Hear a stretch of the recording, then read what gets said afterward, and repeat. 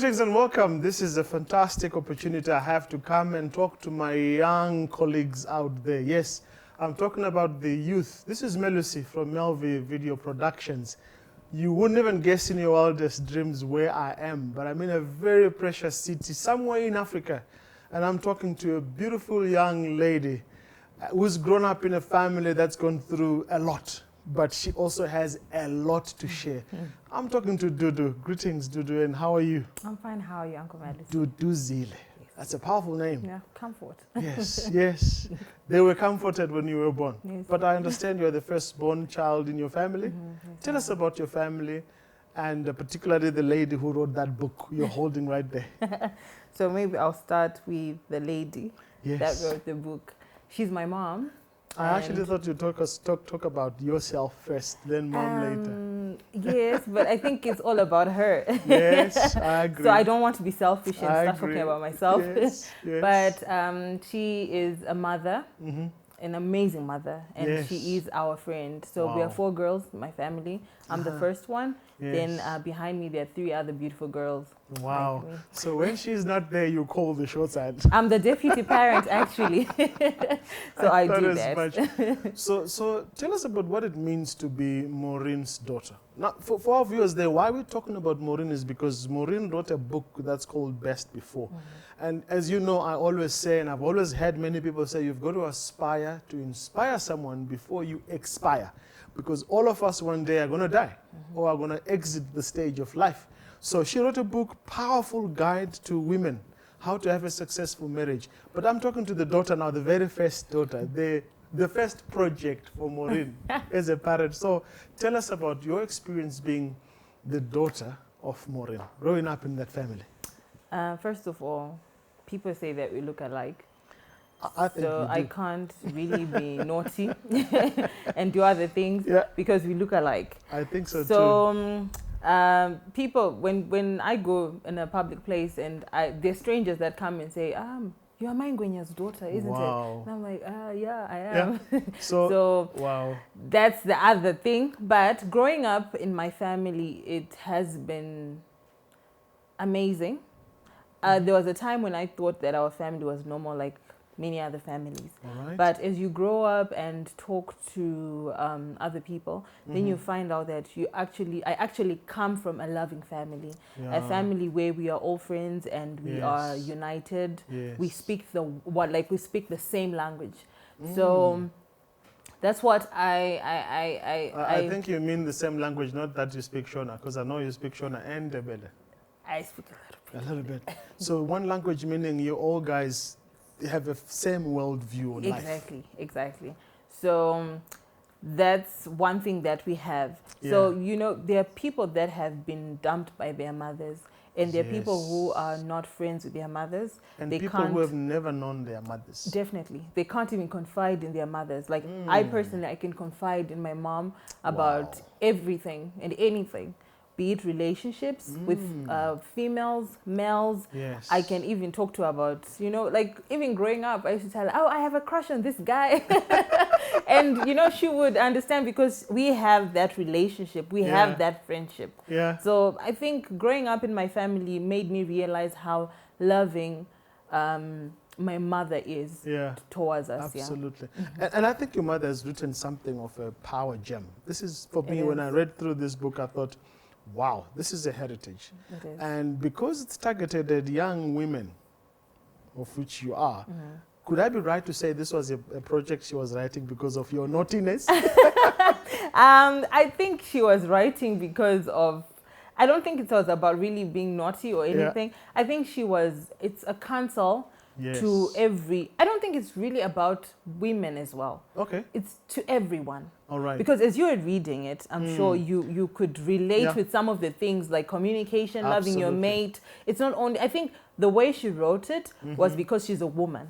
So it's easy to relate to another woman. Absolutely. But it's for everyone. Maybe if she had co-authored with another man, then it would be like a guide to, couples young people and everything. But I think it was because she is a woman, and she would. It's easy to relate to another woman and to say other things, because if she talks about men in this book, men will be like, no, that's not us. So I think that was. So this was from a woman's perspective. Exactly. But her interactions with men, and you know, we must not also forget, Maureen has been a teenager before. Yes. All right. Definitely. So she's got all that wealth of experience, and she has poured that out, not only in your looks, but also in growing you up to become the young woman that you are today. So I think I really like the perspective from which she took it from, because it's really her worldview. And I think the issues she highlights here, she could have talked about 1,000 other issues, but she selected the key ones that she thinks are very critical. So let's talk about the writing of this book. How were you involved? I edited. All right. Part of it, yes. She took it, and she took it to her own editors. Yes. But then we also went through it together. I remember there was a time we'd sleep at midnight. Wow. There are times we'd wake up and would finish even like at around 4, when we'd have started at 8 a.m. 4 p.m. we're done, because we would read it through. So when I started with it, it was more like, but you know what you're doing. But then when we were going through it, I actually enjoyed it, because I was getting some points and some things that I was like, oh, my mother wrote that? Okay. So yeah. That's beautiful. So you were part of the process. And I think to all young people out there, please do take time to work with your parents. It is one of the biggest pleasures. I'm going to be talking to Maureen about that experience of working with her daughters, because I see you were all acknowledged in this book, that she's dedicating this book to you, to Ayanda, to Majita, to Makanaka, who are also your siblings. So you guys were quite involved. So let's talk briefly about key messages. There are young people out there who are listening, who have not had the privilege of growing up in her home, but she has written stuff here that I know all our young guys out there would think it's quite cool stuff that they should read about. And so walk us through some of the key nuggets that you have picked in the book that you say, wow, these have personally impacted on my life, and I think this is the kind of a daughter I want to be, or a daughter-in-law, because I know it's written to young women who are aspiring to be married. So share a little bit about what messages that really impacted on you in the book. Okay, before I speak something in the book, there's something that she told me. I don't know if she remembers, but that was years ago. I think it was probably 2006, yeah, let's remind her. And 5 or something like that.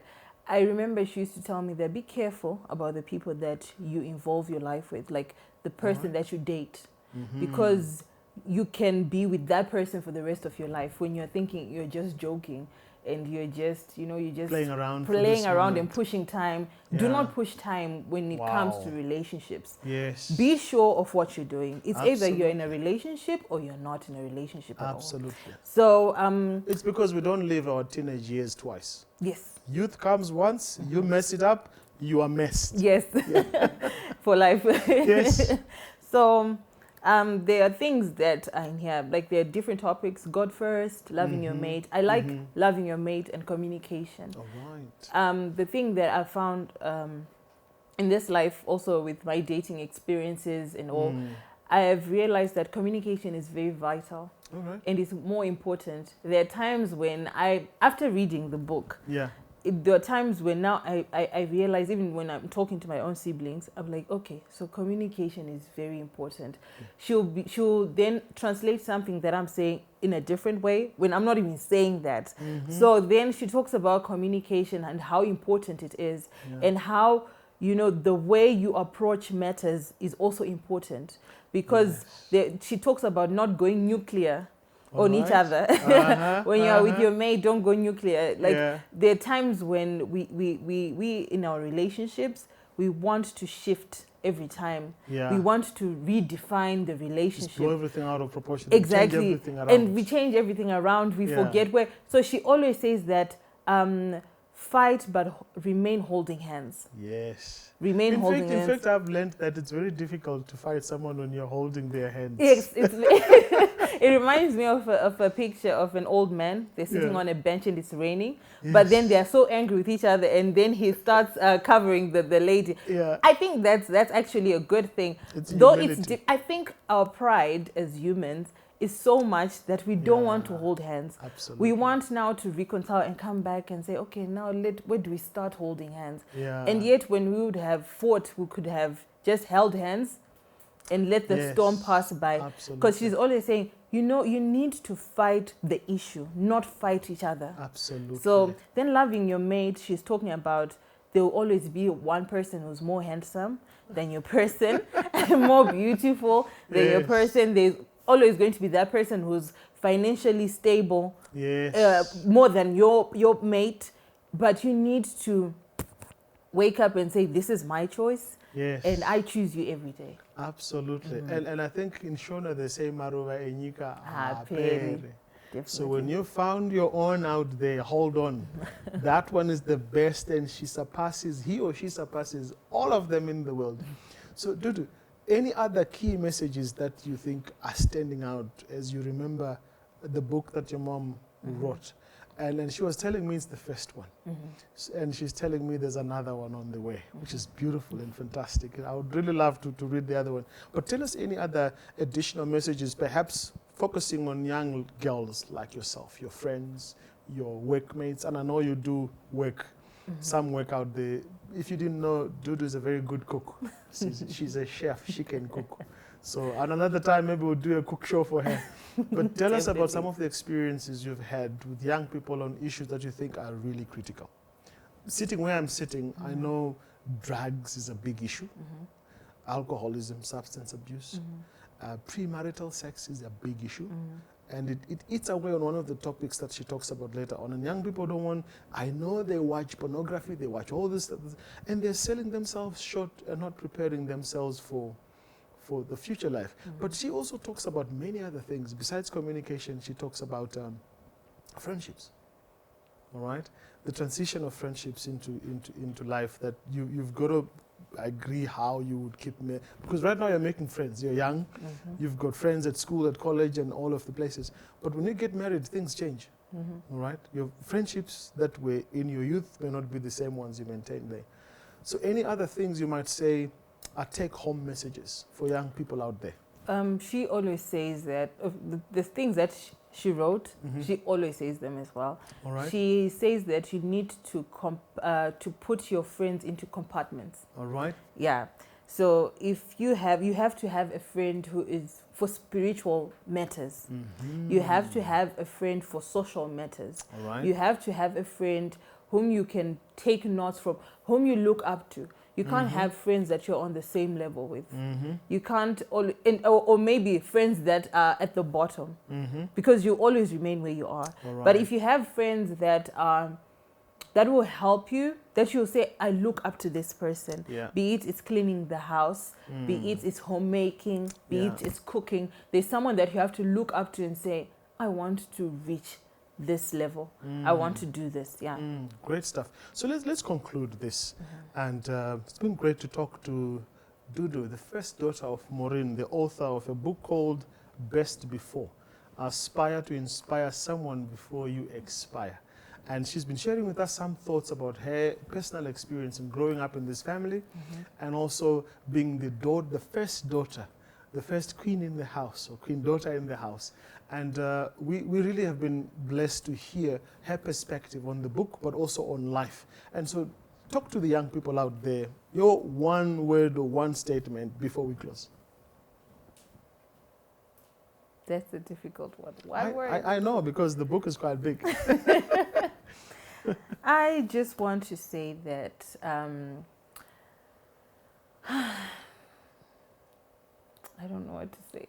There's much to say. There's much to say. Talk about your future. What are you aspiring to do for the young people? Because you're not going to be young all the time. Okay. Oh, about so that. So what are your future plans now that you've read this? She's got another one on the way, and you're growing up. And maybe let me put you on the spot. Is there someone you already have for the future? Yes, I do. Mom, can you hear that? She knows it. And what are your dreams for the future?